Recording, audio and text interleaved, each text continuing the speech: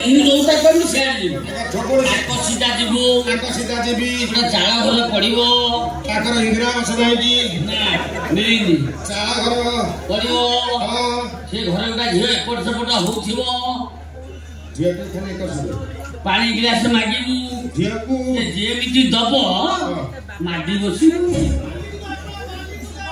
ମାଡ ହବ ମାଲିକୁ ଆଉ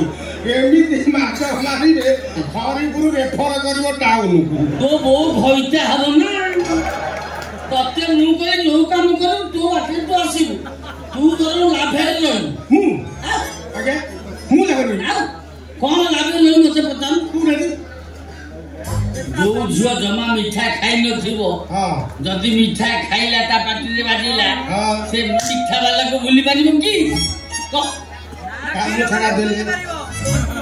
ମାନେ ଏଇଠୁ ପାର୍ଟି ଦେଇକି ଯିବି କାମ ସାରିକି ତତେ ବୁଦ୍ଧି ଦେଲି ପୁଣି କାମ ଛାଡିବି ମୁଁ ପାଟିରୁ ଅଖାଡିଆ କଥା ଅଖାଡିଆ କଥା କହିବା ଦରକାର ନାହିଁ ଆପଣ କହିଲେ ନାକ ସିଧା ଯିବୁ ଗୋଟେ ଚାଳ ଘର ପଡିବ ଚାଳ ଘର ଭିତରେ ସେ ଝିଅଟା ଏକର ସଙ୍ଗେ ରହିବ ସିଆଡୁ କରିବ କହୁଛ କହିଲ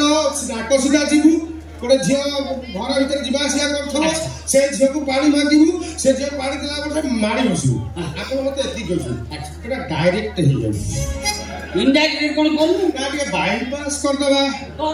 ମୁଁ ନିଜେ ଟିକେ ସେକ୍ସ ହେଇକି ମାଗିବି କେମିତି ମାଗିବି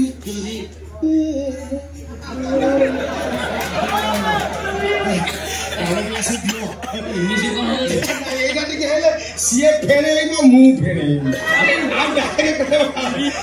ଆପଣ ଏତିକି କଥା କହୁଛି ଗୁରୁ କହିଲେ ଗୋଟିଏ ଚେଲା କରିକି ଦେଖେଇ ଦେବ କୋଟିଏ ଆଜ୍ଞା ମୁଁ ଛାଡ଼ିବିନି ମୁଁ ଛାଡ଼ିବିନି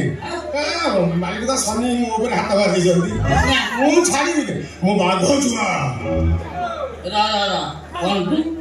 ବାଘ ଛୁଆ ବାଘ ତୋ ମା ପାଖକୁ ଯାଇଥିଲା ତୋ ମା ବାଘ ପାଖକୁ ଆସିଥିଲା ନା ମୋ ବାପା ମଲା 11 ବର୍ଷ ପରେ ମୋ ଜନ୍ମ ବୀର ସନ୍ତାନ ଆମ ଅଞ୍ଚଳର ଗୌରବ ଆଜ୍ଞା ମୁଁ ଚାଲିଲି ଆପଣ ଯାହା କହୁଛନ୍ତି ଆଜ୍ଞା ଆଶୀର୍ବାଦ କରନ୍ତୁ ହେ ଗୁରୁ ତୁମେ ମଙ୍ଗଳମୟ କୃପା ବିନୁ ମୁକିଲା ଯା ସାରିବି ଫେରି ଯା